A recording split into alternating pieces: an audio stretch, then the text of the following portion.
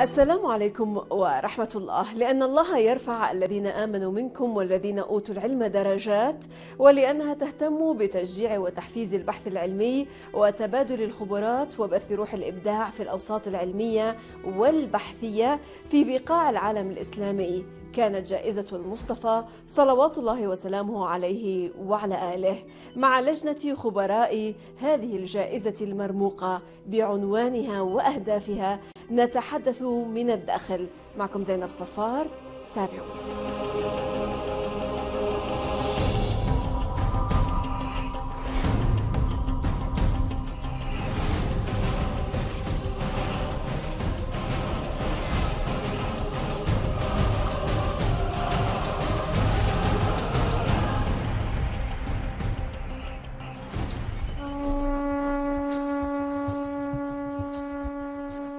في عام 130 للهجرة أسر المسلمون عددا من القوات الصينية خلال الحرب، وجرى نقلهم آنذاك إلى خيم القيادة.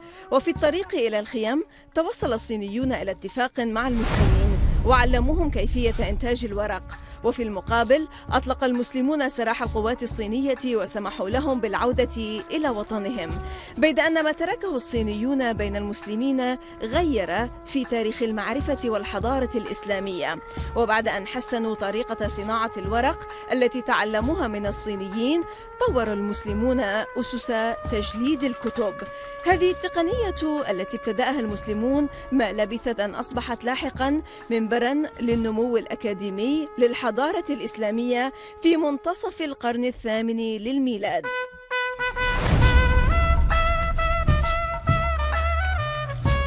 ولعل الإسلام يبين مدى اهتمام الدين بالعلوم والتعليم كما ورد في القرآن الكريم وفي أقوال النبي محمد صلوات الله وسلامه عليه وعلى آله، ناهيك عن الشخصيات الدينية البارزة الأخرى. ولعل جائزة المصطفى أطلقت إيمانا بهذا المبدأ الراسخ، وهي تعد جائزة علمية وتقنية رفيعة يتم تقديمها مرة كل عامين للعلماء والباحثين المتميزين بابتكاراتهم وإبداعاتهم في العالم الإسلامي.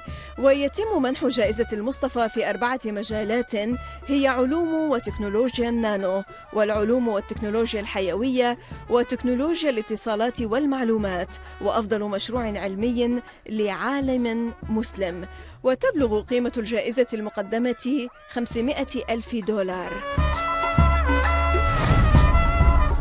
الدكتور علي عمراني رئيس اللجنة التنفيذية لجائزة المصطفى يتحدث من الداخل عن ماهية هذه الجائزة وفكرتها وهيكليتها ومعايير منحها وهدف إطلاقها، ولماذا تمت تسميتها باسم الرسول الأكرم صلوات الله عليه وآله، وكيف يتم تمويل هذه الجائزة.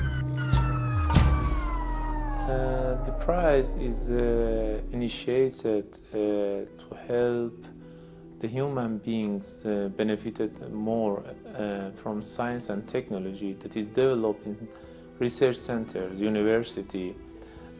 Besides many papers published in journals, we need to get the science and technology in life of the people. As much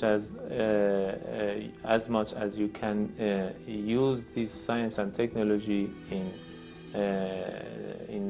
everyday life of the people, so then you contribute more in welfare of human beings. That needs more collaboration and more cooperation between the scientists all over the world. Nowadays, really a single scientist can get a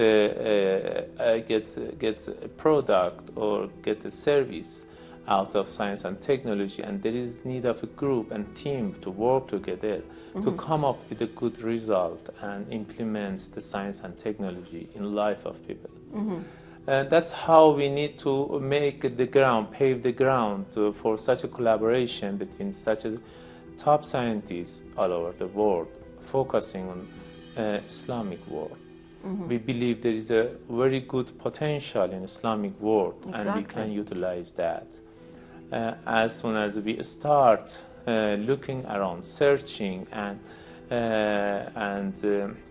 analyzing the work of the scientists of Islamic world, we saw that there are a lot of scientists, there are many scientists in Islamic world who have done a great job, and you need to appreciate their job. That are not well recognized.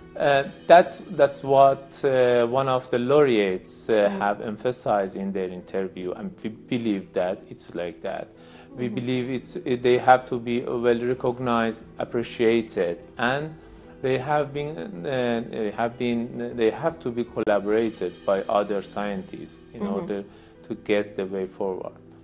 The idea has been started like that, and the prize has been introduced, and the first round of the prize has been awarded in 2015 to really top scientists and very eminent professors of Islamic world from Jordan and Singapore. But why every 2 years, and why did you give it the name Al-Mustafa? We believe the Holy Prophet has emphasized it on science and technology, and we have to follow it up. We have to follow what the Holy Prophet ordered us to do that. We believe in old and in golden age of Islamic world, Muslims follow these orders much better than maybe nowadays, or maybe in that time the Muslims have been encouraged more to do that. Maybe that's why we are having a well-known scientist from the golden age of Islam, and even still the world is proud of them. Like Ibn al-Haytham, like Khawarizmi, many others. And they don't belong to a country or even to a time. They belong to the humanity. Exactly. We believe still we are having scientists like that, but we have to encourage it. We have to encourage it with the name of the Holy Prophet.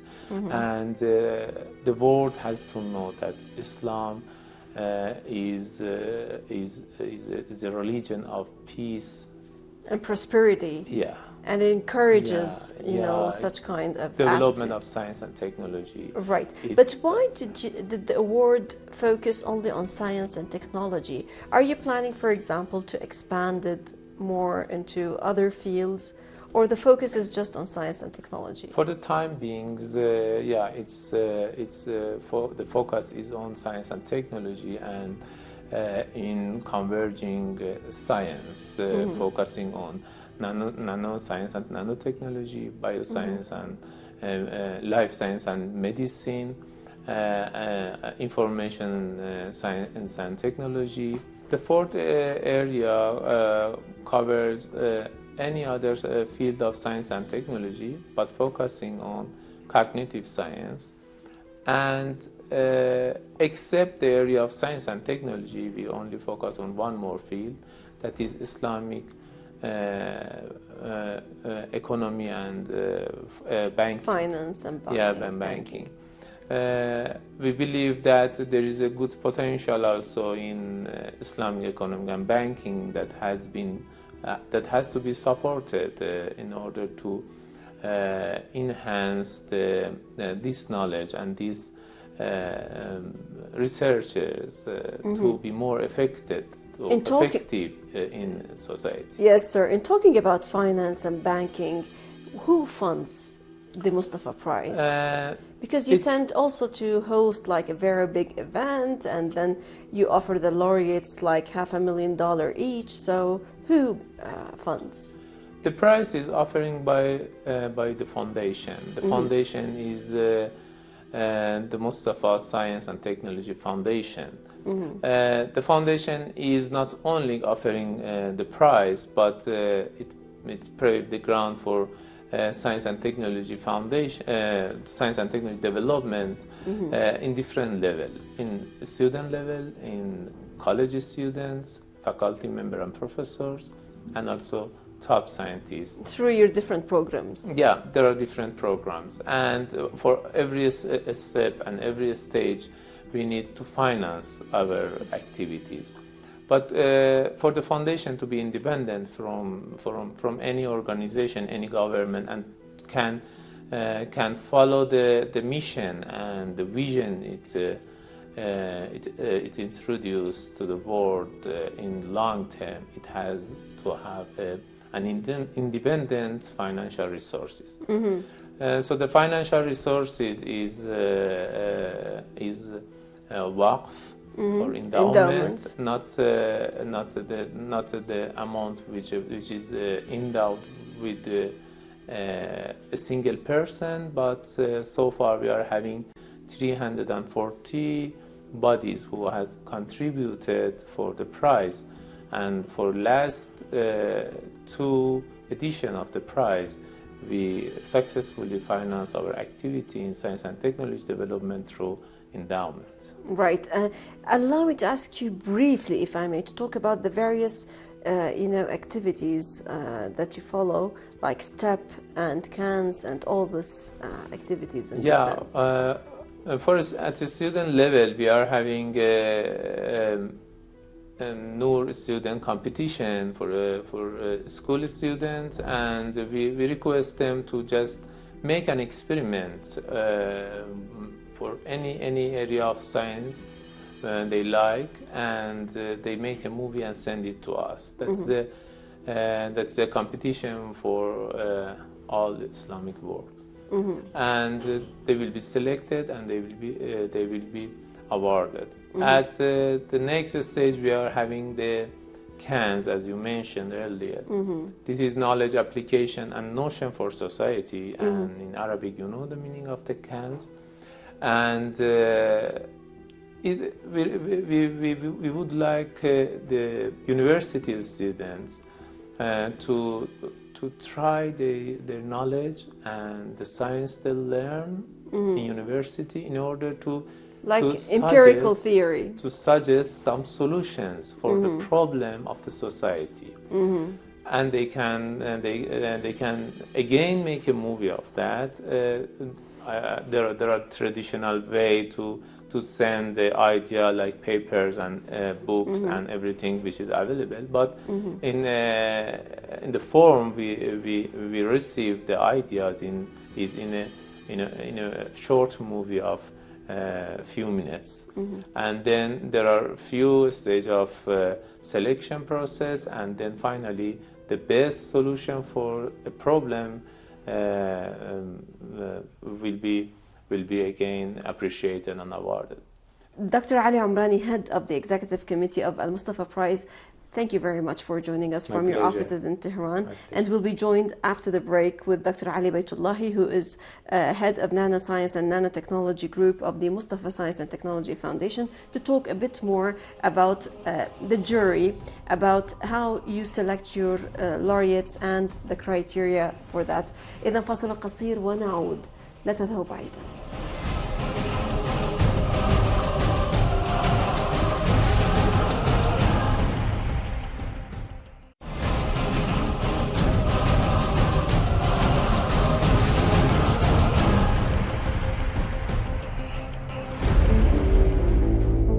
البروفيسور علي بيت الله رئيس مجموعة علوم النانو وتكنولوجيا النانو في مؤسسة المصطفى للعلوم والتكنولوجيا، ونائب رئيس مجلس مبادرة إيران لتقنية النانو، يشرح المعايير المتبعة لاختيار الفائزين بجائزة المصطفى.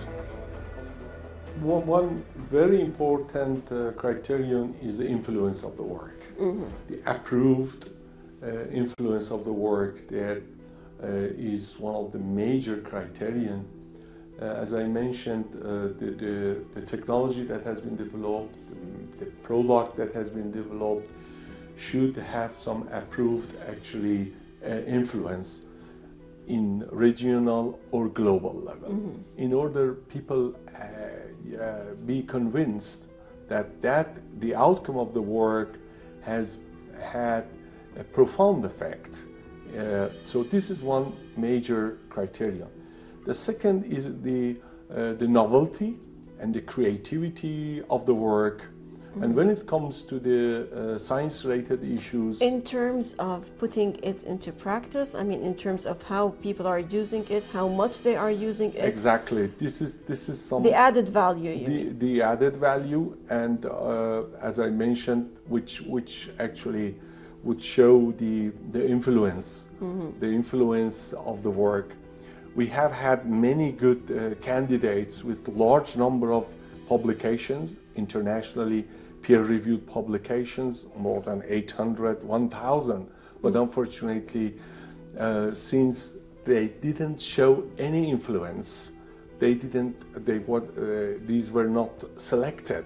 So it is very important, because what I want to emphasize that the Mustafa Prize is acting as a flag to direct our scientists and researchers towards the sort of the work that the human being and our community could take benefit of that.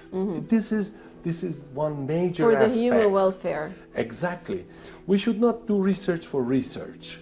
This is the message of But sir, here in the sense, do you look for those researchers, or do they apply for the prize? I mean, how does it go? Okay, normally the nomination could take place either through some scientific institutions, universities, research centers, or by some well-known scientists in the world that they can nominate a work or a scientist that with his proposal for being considered. So this go through different stages of review. Right. Later on. What about the jury, sir, in this regard? Who tries to detect whether this person or this scientist is worth the prize? Okay. There are different stages that these jury processes take place. Normally we have a preliminary step, actually evaluation of the work by very well-known scientists from Iran and abroad. As the first step, and then in second stage, this work should be confirmed in terms of its value and influence by at least seven well-known scientists, again in different areas that is the area of their expertise. And after being approved, it goes to our scientific committee later on as a third stage, and in the fourth stage, it needs to be confirmed in our top strategy council.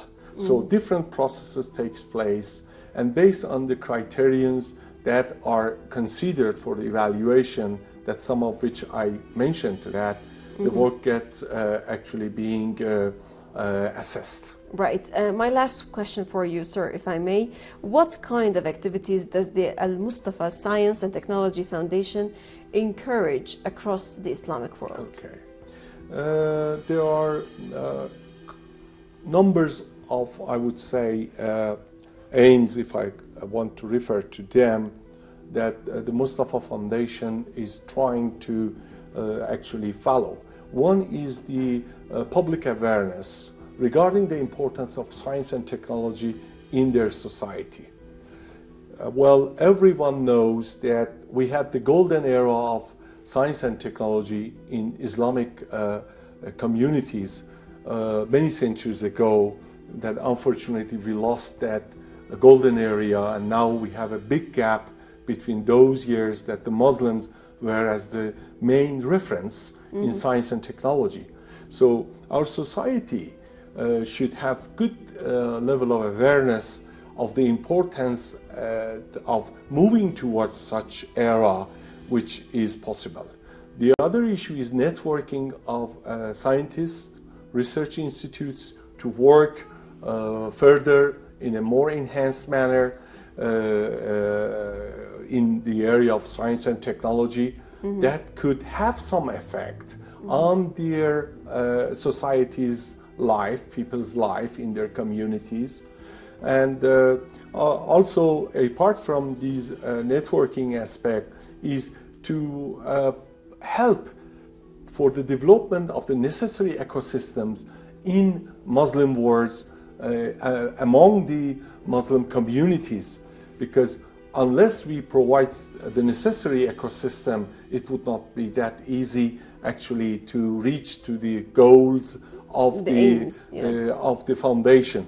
And one other issue that I want to mention is that by providing the necessary funding for the projects that could be done jointly between scientists from different Muslim countries, this is another step that Musطفى Science and Technology Foundation is aiming towards that.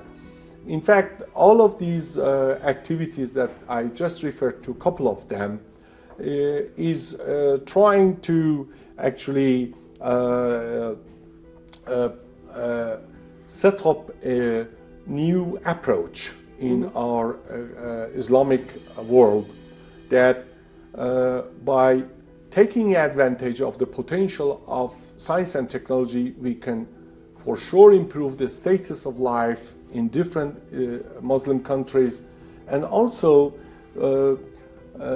recognize the available potentials. This is very important. I would like to address a fact that within the very prestigious prize that now is currently provided in the world, like Nobel Prize, like Kavli, we have had only 3 Muslims that have been selected through the last, let's say, 90 years. And this is the lack of attention of our Muslim communities and the Islamic world to science and technology. And as I mentioned, this foundation is trying to take some steps in order we could enhance our position in development of science and technology and the benefits that our societies could actually have access to them through, such That's great programs. Also to appreciate people who have done a lot, who have spent all their lives in research and studies and trying to put forward more products, but because of certain kind of nationality or certain kind of sect or certain kind of ethnicity, they are being sidelined by certain kind of prizes. Professor Ali Baytullahi, head of Nanoscience and Nanotechnology Group of the Musطفى Science and Technology Foundation, many thanks indeed for joining us from your offices in Tehran. It was also a pleasure for me, an honor to have this interview, and I want to mention that we hope that in near future we could see back the glory of science and technology within our communities. Right, we could just have back those glorious days that Islam was very well known for. Many thanks indeed again, sir. إذا لقاء جديد في الأسبوع المقبل مع ضيف جديد وقضية جديدة ودائما من الداخل. للمزيد من التواصل بريدنا theinsight@almayadeen.net وصفحتنا على الفيسبوك. من الداخل من كل فريق العمل من كل الميادين من طهران. السلام عليكم ورحمة الله.